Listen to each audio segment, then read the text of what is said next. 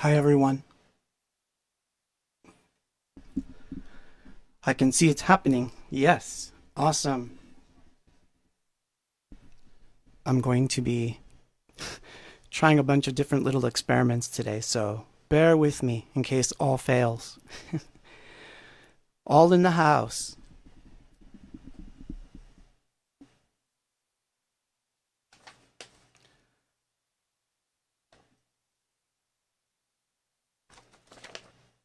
I downloaded all your questions that I wanted to read and check out. Hi everyone. So we're going to get this going. And we are live, folks. So I'm going to turn on the B cam, which is this one. And I'll just start with something and I'll talk about it after. But this is really old.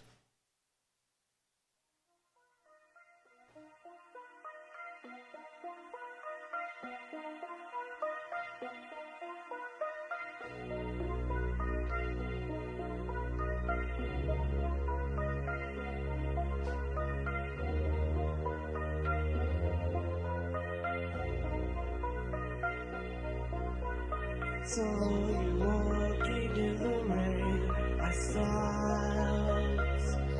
I would hope to get your attention, but you turned away. Yes, you walked away. I smile at the inquisition that you made, and I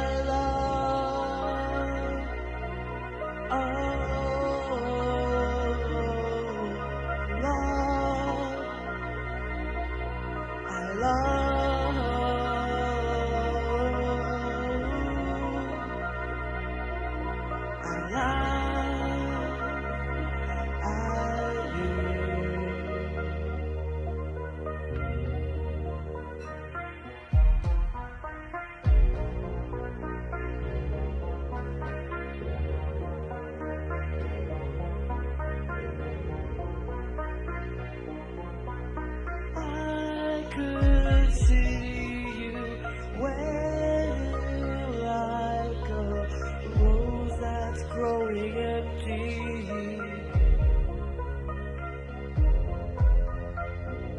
I could hold you, I could hold anything after you.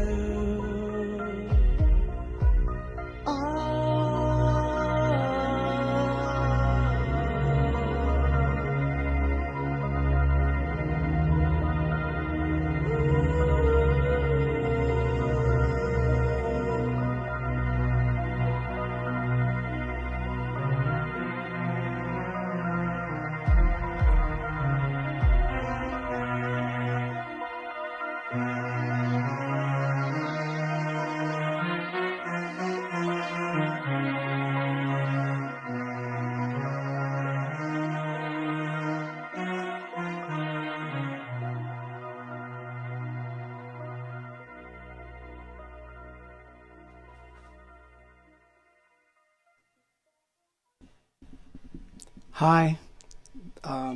Oops, 1 second. So, let me explain something. Well, first of all, hi everybody. Hi to the whole world that's out there. I'm trying not to look at anything because I get more nervous by the second. Talk about fragile. Everything in this room is completely wired up in a weird way that God only knows why it's working. So, for example,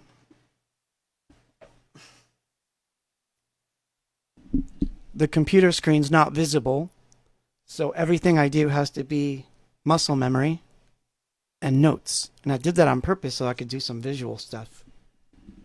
Although it's just creepy, weird stuff, so I don't know. I don't know if it's going to work. But it does look good on this cam. See? Because it's right in my face kind of thing. I don't know. I'm just having fun. So I thought it would be fun to do it.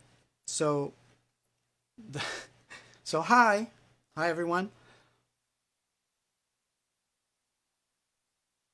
I know. Wait. Somebody's saying something here. Mike, bet we can do these days. Same here. Best we can do these days. Yeah, that was the best we can do these days. I don't think we're gonna have dropouts. It looks like internet's staying steady, which is good. I'm hardwired in, although I found out that hardwired in doesn't necessarily mean faster. It just means that you're less likely to have a dropout. So anyway, ooh, look.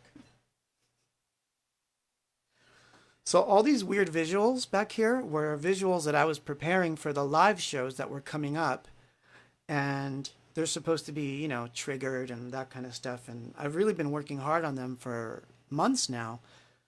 But I thought today they would just run on auto mode, and when they sync, they sync. But anyway, that first track is Untitled 1988, and it was one of the first reel-to-reel recordings I ever made with that reel-to-reel, which I don't know if I ever told that story, but give me a second here. Yeah, I don't know if I ever told that story, but the reel-to-reel, my very first one, came from my dad. He was a gambler, and one day he just came home and basically said, "I think you might be able to use this. I won it in a card game." And that's how I got my first reel-to-reel. I didn't buy it. I didn't. My dad just brought it home one day, and I was hooked. So this is one of the early ones that was on there. Probably now I'd been recording on tape for a while, but this was the first, you know, reel-to-reel thing.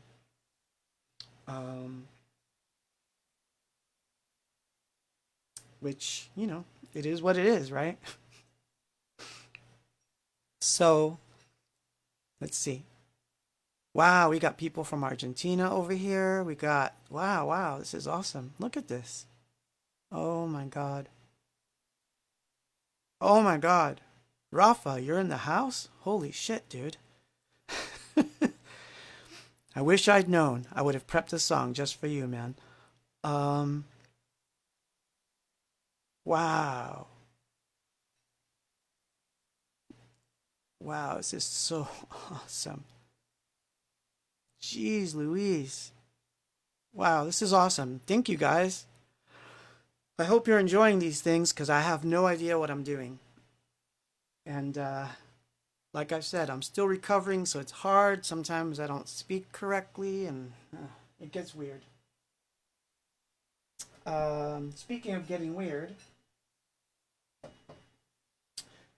my drum machine keeps dying on me, which I don't know why, but give me a moment. We're going to figure this out.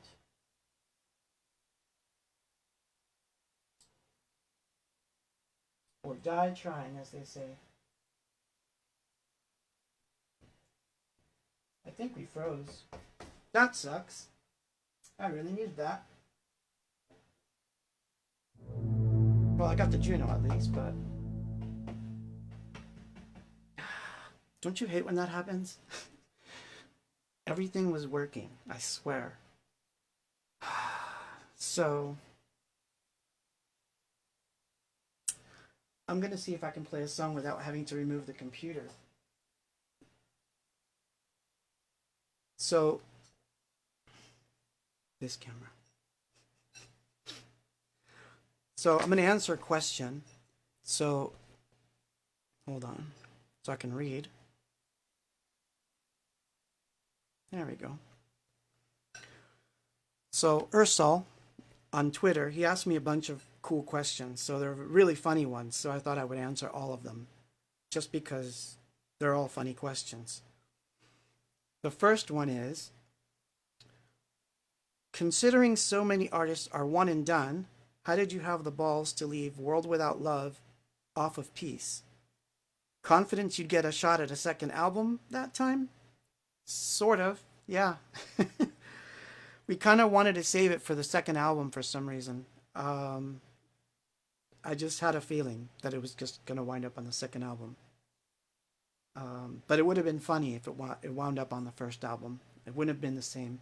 So I'm really happy that that turned out the way it turned out. This one is also from Ursel on Twitter. Have you ever worn lipstick when experimenting with your image in the early days? Well, I did it once, and this is what we did. I dressed up like Robert Smith to go to a Halloween party, right? And when I got there, everybody said I was doing a really good job of dressing up as an old lady. So I think that ended my lipstick career. I think you were there, Mikey, for that. Yeah, lipstick and I don't have anything against it. I just can't do it. It doesn't work. I'm not that guy. Plus, they're red enough as it is, I think. Although I would do it if I don't know. No, actually, we did. Shit. Yeah, I did. For Worth promo photos, they put lipstick on me. But that was different. That's makeup artist stuff. Okay. This one's a funny one. And I was almost not going to read this one because it's kind of funny. On Twitter, how often have you wanted to tell inappropriate fans like myself to off when we cross a line, but couldn't because we're fans? Wanted to? Not often.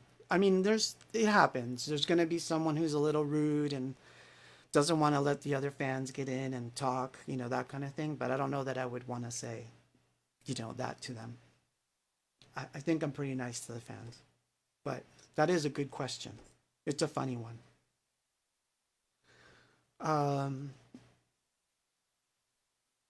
Has there been ever any time that we had to have someone escorted out? Yes, unfortunately, that does happen sometimes.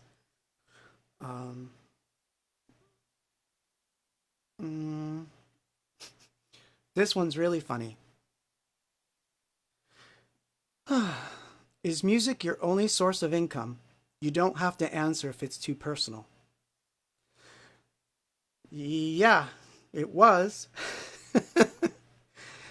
It definitely was. For about a year and a half now, I went back to music full time. So obviously, I was doing more shows. As most of you who showed up at those shows know, I was doing more. Now with this whole thing, who knows? So yeah, technically, I'm unemployed all the way. And I don't even have the gig economy behind me. So I'm not even like an Uber driver or anything. So I don't know. I don't know what I'm going to do. But we'll figure that out. So yeah, okay. So I'm gonna get back to these, okay? So I hope you don't mind that I'm doing this.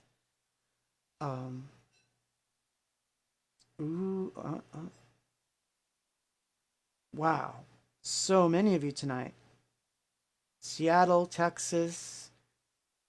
Looks like Virginia. It's like wow, all this cool stuff. El Paso, of course. I'm like stoked. So let me turn on this guy because I like this cam. And we will play. So this song is funny to me. It's literally one of those weird little experiments that you do when you're just bored. So this song is called "I've Been a Noise."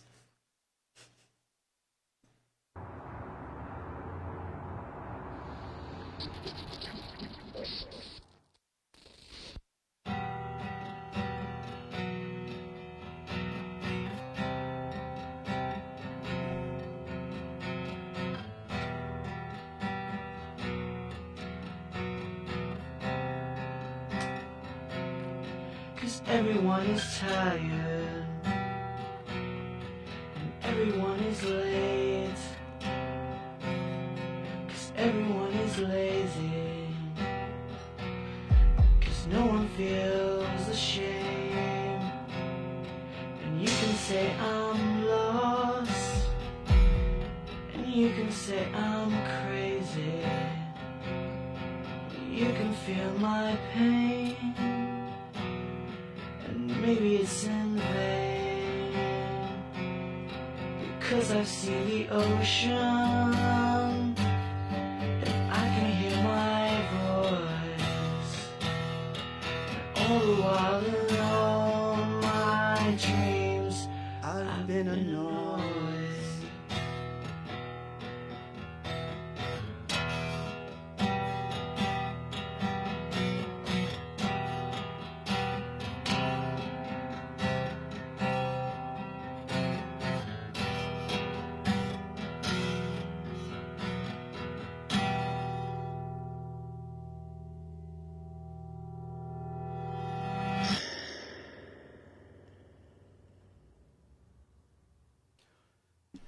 That's one of the early straight to computer songs where I really embraced the computer. And sometimes I get a lot of flack for it because people don't understand my relationship to the computer. So I'm going to try to explain that because there's a question here that I want to answer, and then I'll get into the next thing, which is a remix. So let's see.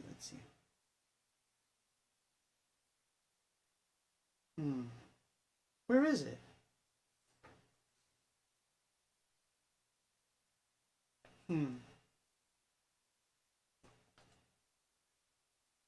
I get this one all the time, which is, what's your favorite synth? What's your favorite synth? What's your favorite hardware? What's your favorite software? And all that stuff. And honestly, whatever works. I don't have alliances to anything. I'm not a Korg boy. I'm not a Roland person. I'm not an Apple guy. I'm not a PC guy. I'm none of those things.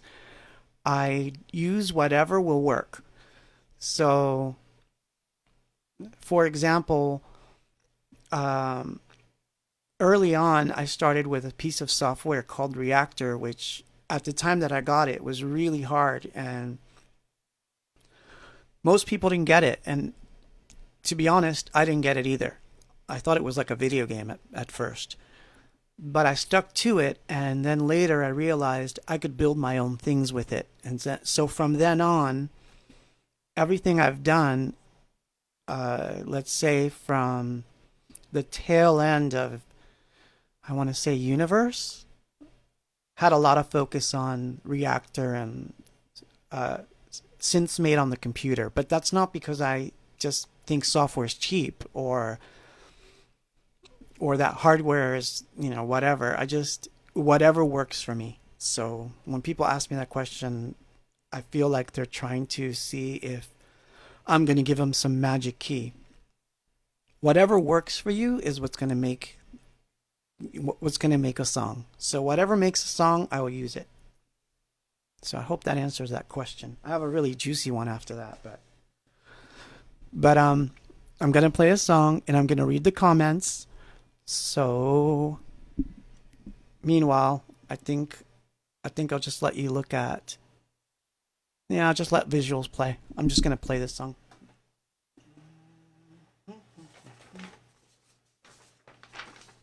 I have notes. I hope I'm not boring you guys. I feel like I'm being boring tonight. Oh yeah, this one. This is interesting. And I did it again.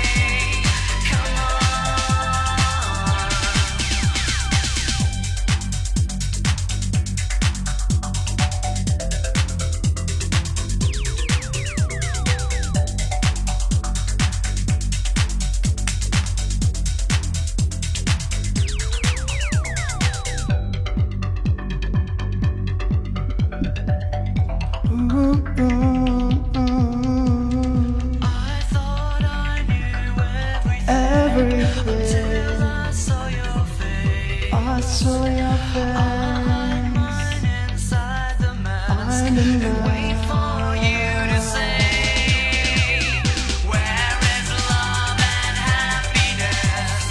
Come on, show me the way. Where is love and happiness? Come on, show me the way. Come on, show me the way. Come on, show me the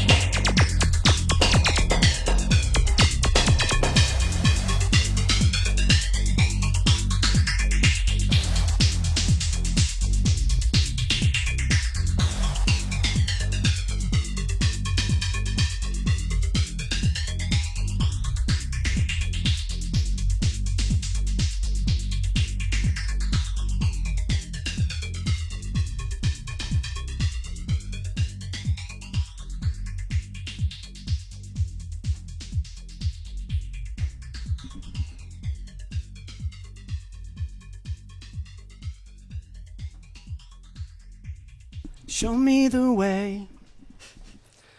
So yeah, that was Where's Love and Happiness.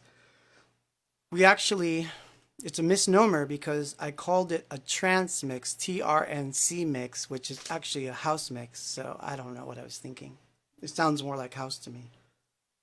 But just to show you, I didn't care about genres. So I could just effectively just mess around with them. So let's see here. Hey, okay, good. I just need to check something because I'm kind of lost. Hold on.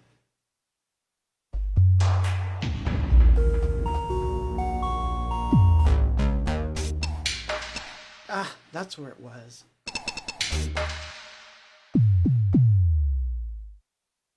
So yeah, sampler's up today. So you can see my thing.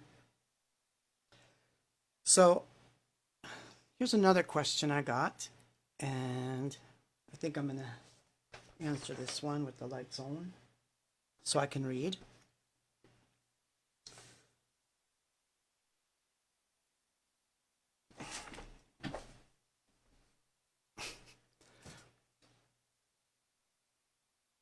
So I built a pop screen for the mic, so I hope it's better than it's been, so you're not getting these horrific explosions.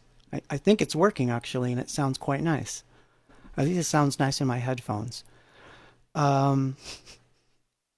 So, yes, Steve, we are on a Claude venture.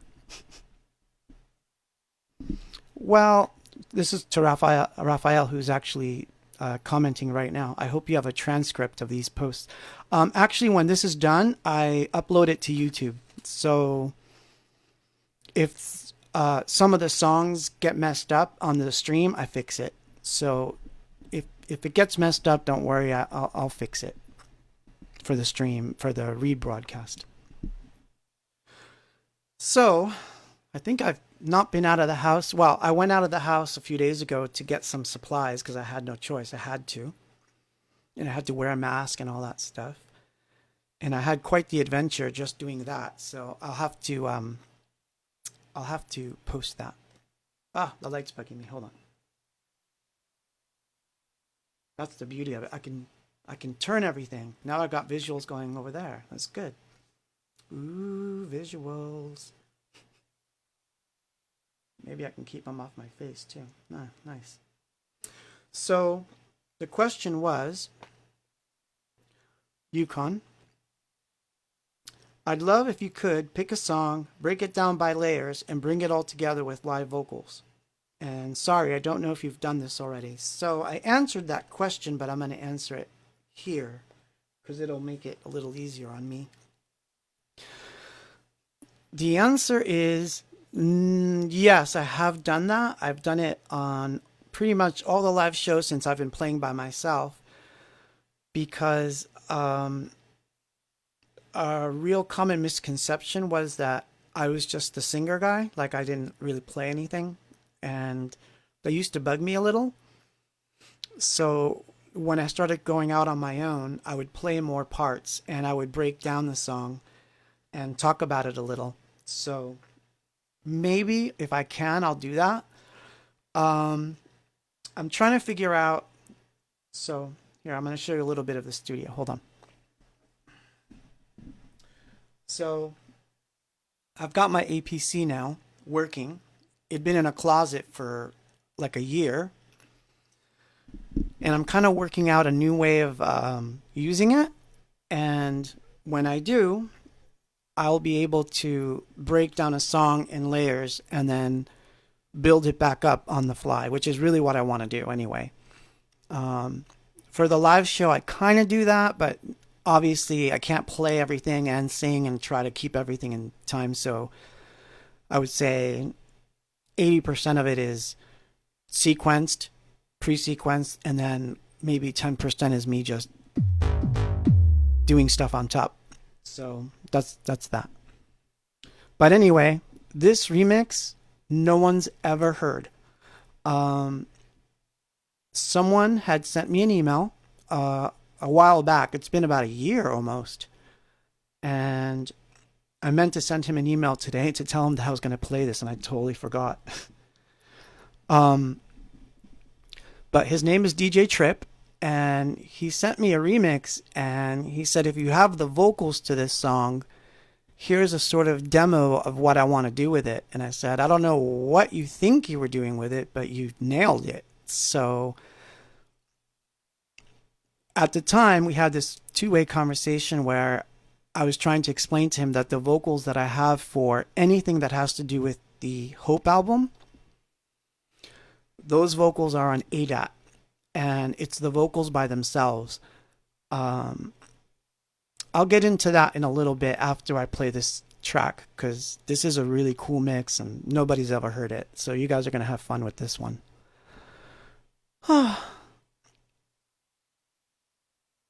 Adrian. I have your question, Adrian. I have it. I will read it after this one.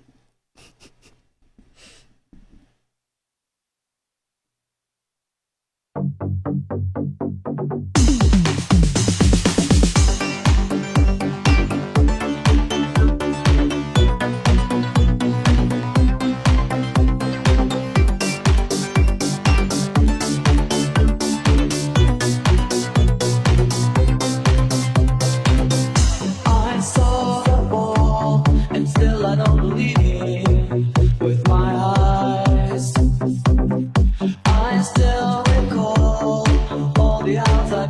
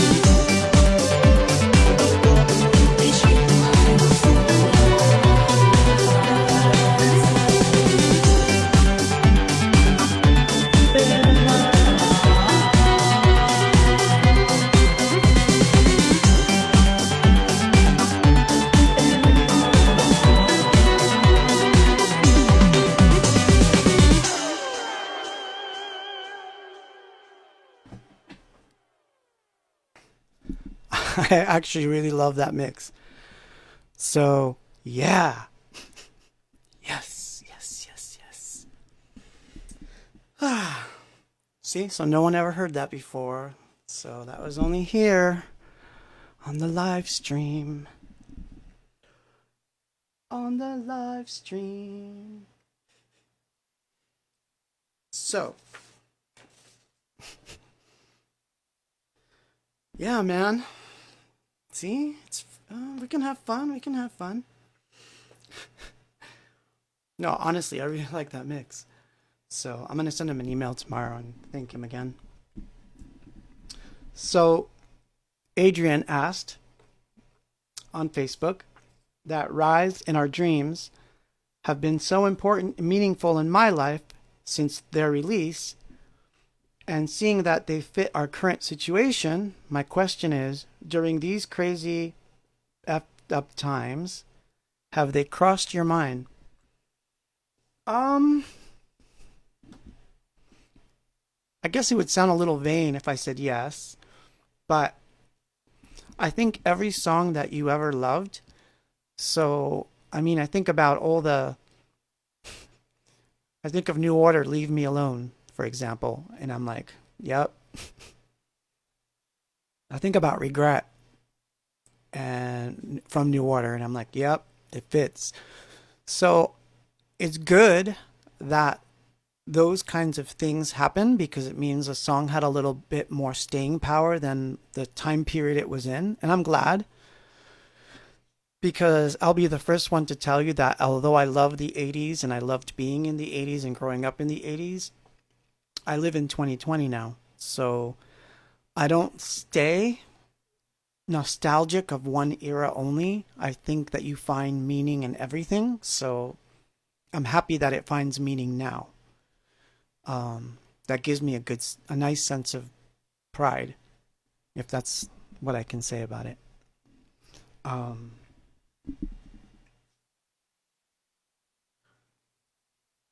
so I have, let's see. If you could do this one was from Hugo. And yeah, I think this one was on, I want to say this one came from Instagram. I tried to vary it up. He asked, if you could ever have a live concert with every band in the world, which would be your best three options? And can you tell us three of your favorite songs? When you say favorite songs, I'm not assuming you're talking about my own songs, so I'm going to say three of my favorite songs, which is really tough because it depends on the mood I'm in, which answers another question. By the way, shout out to Jacob who's watching. Hi, Jacob. I'm glad you're here. You and your mom. I was also asked this question. Hold on.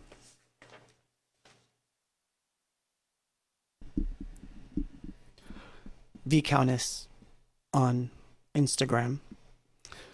What song is the hardest for you to sing emotionally? And she's saying that she hopes that's not too personal. And that his son Jake's favorite song is Kiss of Love, which is awesome. Thank you, Jacob. This is a weird one. I don't know.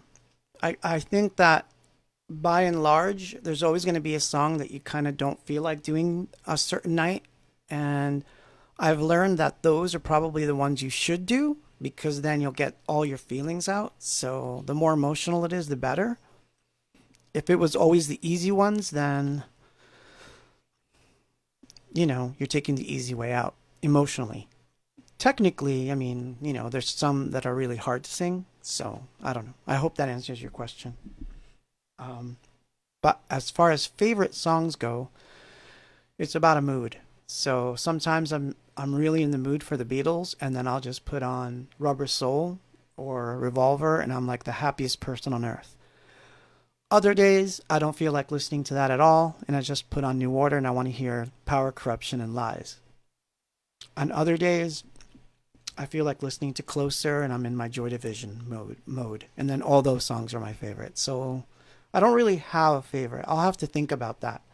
We'll have to do like a, um, I don't know, your top 10 of all time kind of thing. Although I'm telling you, those list things, they're hard on me. Gives me anxiety. So, I guess I might as well get this one out of the way too. I'm sounding really funny to me. You know what that means? I need my mojito. Hold on. Yes, I actually have one. Mojito. Maybe this will help. Feels weird.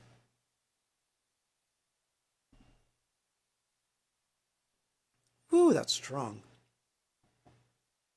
Thank God there's only one glass. I needed it for this question. Manuel asks, when will be the next Abox reunion tour? Maybe in the near future?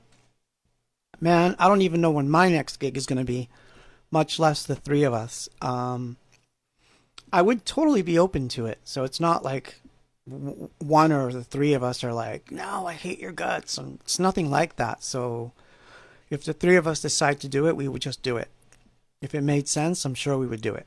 So, you know. So it really depends on that more than anything. Does that make sense? I hope it does. You know, Paul called in last week. It was fun.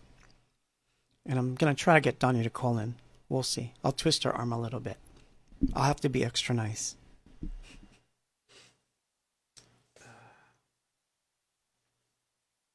And one more question, and then I'll play another remix. Javier in Argentina. God, I said that all messed up. I'm Argentine, damn it. Javier de Argentina. Do you remember what synths you used on Do You Hear Me Anymore for those bass lines? Yes. That was my ESQ1. But on the live version, it's a little fatter and bigger.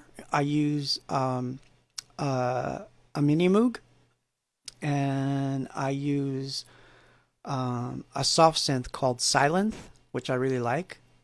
And that made a sound on the mic. Hope it wasn't too terrible. But yeah, that's what I use once in a blue moon. Again, whatever works. If I have to put it through a stomp box, record it out of a room, mic up something, I'll do it. Okay, song time.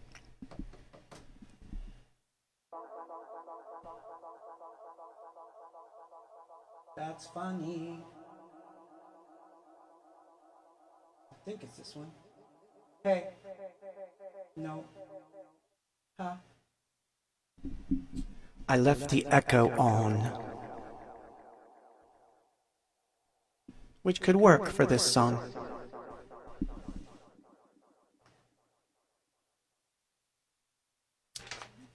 Let's see.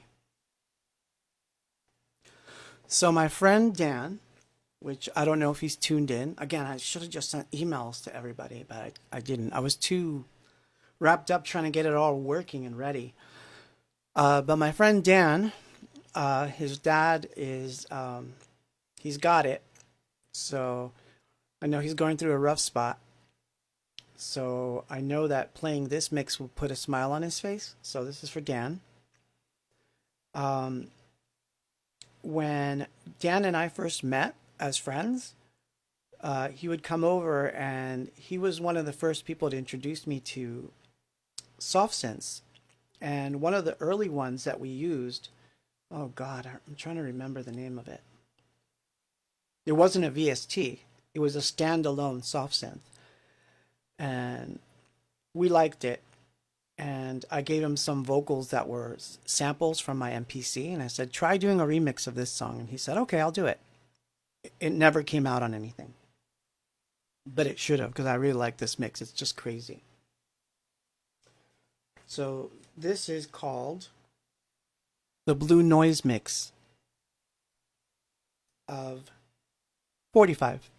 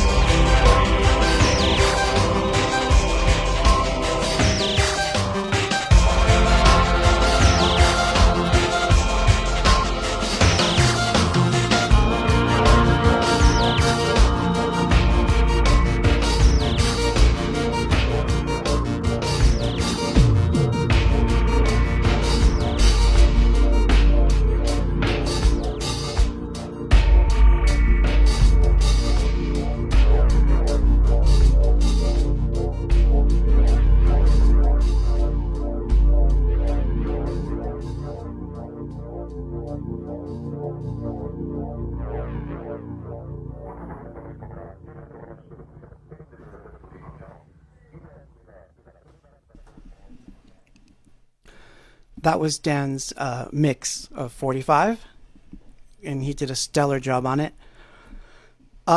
He actually had a really active role in Electrodelica because I needed a lot of extra hands to do some mixing and stuff because we didn't have automation, which leads me back to that first remix. So I'm going to explain why sometimes it's hard to do remixes of stuff from Hope and Worth, very specifically, those two, and then a couple of the others after. I would say, yeah, Hope, Worth, Electrodelica, Universe, and Stereo TV are almost impossible to do remixes to, and this is why.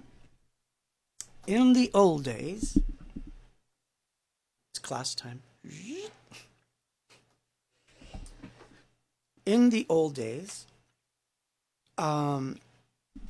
we used to record all our sequences on an Akai MPC. It was a 60 and a 3000, and for those of you who know that stuff, you know what I'm talking about. And the sequences were synced up to the vocals, and they were mixed directly onto the console. That means the instruments were printed right off to tape, one shot. So we needed all our extra arms and hands to do it. If we messed up, we'd have to stop, start over, and then mix the song again. So when it, we never thought about remixes for that stuff. So all we have is vocals for some of those albums. We don't have all the tracks that were part of it or anything because they were done live, sequenced live and played back in time. So, yep, there was some definite wave effects going on in that caveat. So, yeah, it's never easy to do remixes. I mean, it's easier now because with the having the computer means that you can actually save all your stems and anything that you did, you can save, which is again why I love the computer so much, is that I can save all the constituent parts and later put it back together. So that is a plus for me. That's what basically changed my mind to go more towards software, is to be able to recall everything. Although I still mess up, So where is that question? It was such a good question. Let's see.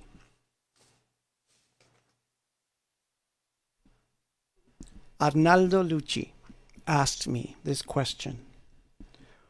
Do you think your Argentinian roots have determined the difference you have with other similar bands? I'm going to tell a joke, and I heard it last night because I was watching The Two Popes. If you haven't seen The Two Popes, it's a great movie. I really enjoyed watching it. And it's funny how I felt so connected to that Pope because I understand his way of thinking. I'm Argentine, so I definitely understand. The joke is, do you know how Argentines commit suicide? No? They climb to the top of their ego and they jump off. I actually found that really funny. And it's so true. And I know because I'm Argentine. So my Argentineness does come out. One of the first influences I ever had was from a guy you guys don't even know, but my grandfather used to play Gardel, and so he would play all these tangos, and he would stop me and say, hey, you need to listen to these lyrics. These are not like I love you baby lyrics. And they weren't. They were really deep. In fact, some of the best lyrics I've ever heard. And I think that mood, the mood of that kind of music actually did get inside. And I grew up with it. I grew up with my grandfather listening to that music. And then my dad was into tango as well, but he was into more like the classical music tango people. So he would play all these really strange instrumentals. and I liked I love the arrangements. So obviously that part of my culture is in there. Um, so yeah, that's why I think I am different. I approach things from a more, I want to say, a punk rock point of view. I'm not a true synth pop person. I'm not a true house music person or a funk person or a hip hop person. I can be all of those things. So to me, it's like that whole F the rules. I don't care about those rules. I'm going to break them anyway. So I always do break them. So anyway, that said, I want to play this remix, which I really love. Hold on. Let's make sure I'm on the right one.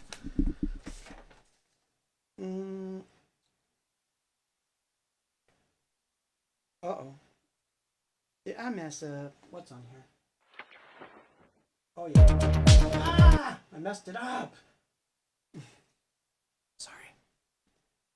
Got ahead of myself there. So, I love this band from Argentina called Farmacia. And I've become friends with them, mostly online, back and forth. And they did 2 remixes for me so far, but this one they only did a few days ago, and he was into he said he was in a very Giorgio Moroder mode, and I like his explanation of it. That's the mode he was in. See, the Argentine thing, we just spell it out. No fluff. So he sent me this remix over, and he said, I did it very similar in the way that you do things. I played everything live, and I just live sequenced it, and I just mixed it on the fly.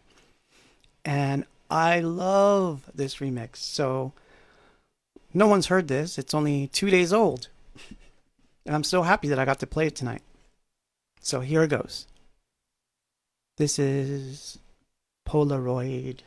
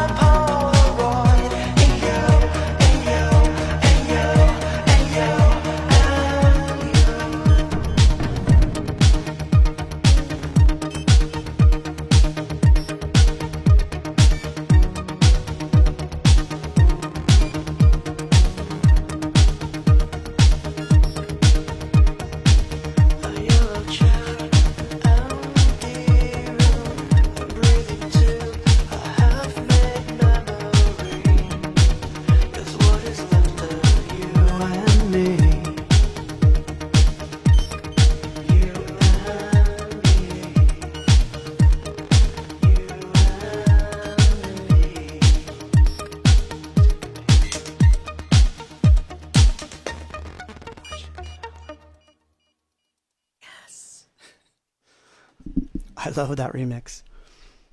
I love that remix. Ariel, te pasaste con esa. Te pasaste. And they're in the house. They're here too. Yes, you made it. It's like 4 a.m. over there. I'm so sorry.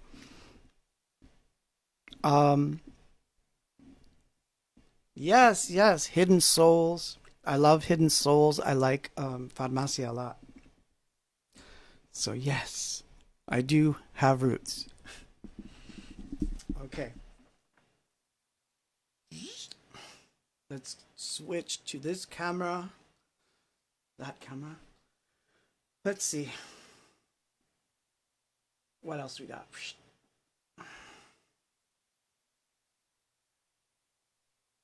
I'm trying to read the questions that are online and the ones that are here.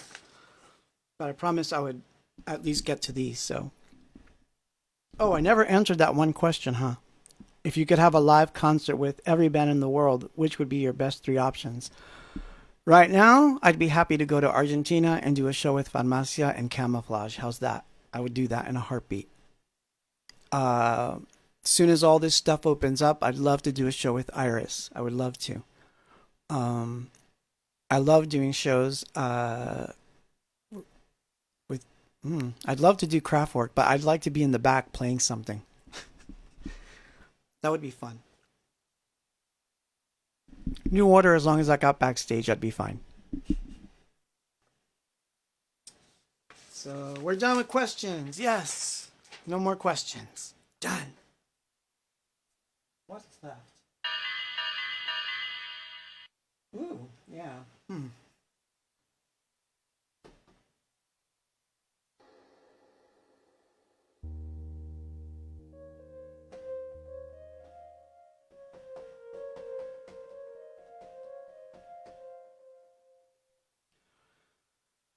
So, oops. So good. I love the fact that I can turn on almost everything from here. I love it. Turn off that thing. Okay.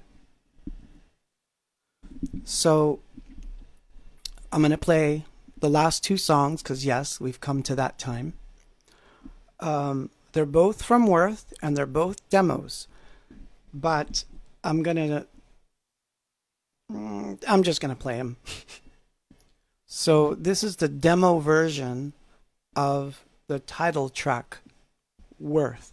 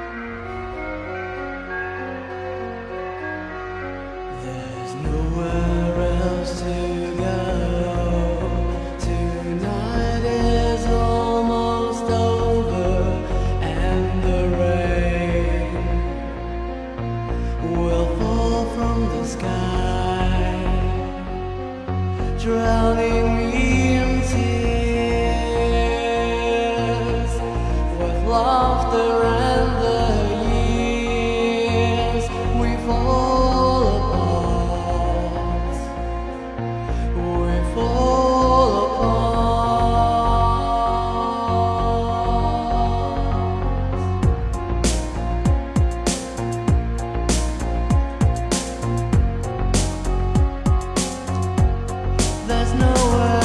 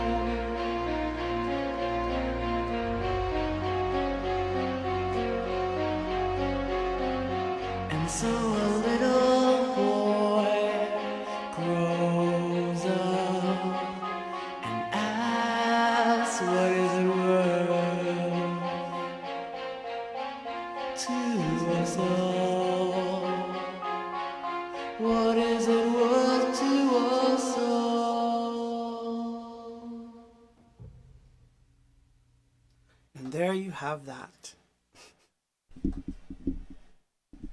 So this was recorded in my bedroom, and it was the bedroom studio at the time that, you know, we were in transition from Peace and touring and all that. It was a small little room, and I wrote it, and then I remember calling Danya up and saying, come over, I got a quick one that we have to just do, and I think it's going to be the title track. And then we recorded this demo, and that's the one. I actually always like the drums on this demo better than the one on the album because it's a little less industrial-ish and a little bit more, like, it's got more of a funk to it. But of course, I love the arrangements in the end, how we did the middle section and the real song. So just one of those funny things. And so, you know me, I'm going to do my little rant. And then it's the last song. But first, let's just turn that up. Ah, that was easier, actually. You learn, you learn, you learn. Let me try something real quick. Are you telling me that I could have just done this? Oh, yeah, that's even better. That's so cool. Okay. It's weird not seeing the computer, but see, it is almost like hardware because I need to see things here and I can see them. I need to see things over here and I can see them, and the screen's behind there, so I'm not even looking at a computer. It's just muscle memory. And I've got all my stuff in front of me. So, anyway. So, when we were doing Worth, obviously, I answered that question about World Without Love. We held it off. But the version that we took to Germany with us was very different. It was very reminiscent of the version that we were playing in New Jersey. It's a very stripped down version, and the drums are more like the. I was thinking of the like This Is the Day or something. You know, that kind of a drum sound. I wanted it to be very simple. Boom, bap, bap, boom, boom, bap. That's it. No 4 on the 4. It changed when we got there, but this is like the stage 2 of the demo of the demo. So this is it. I'm going to play it, and then we'll be back.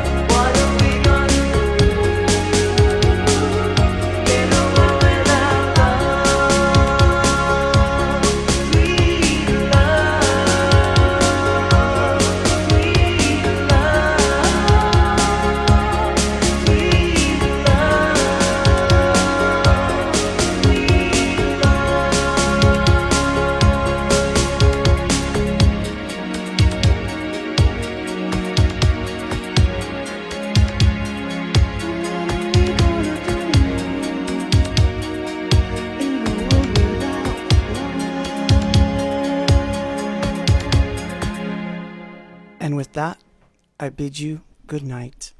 I will come in and I will answer all your questions and all that stuff, so leave it in there and I will definitely get to them.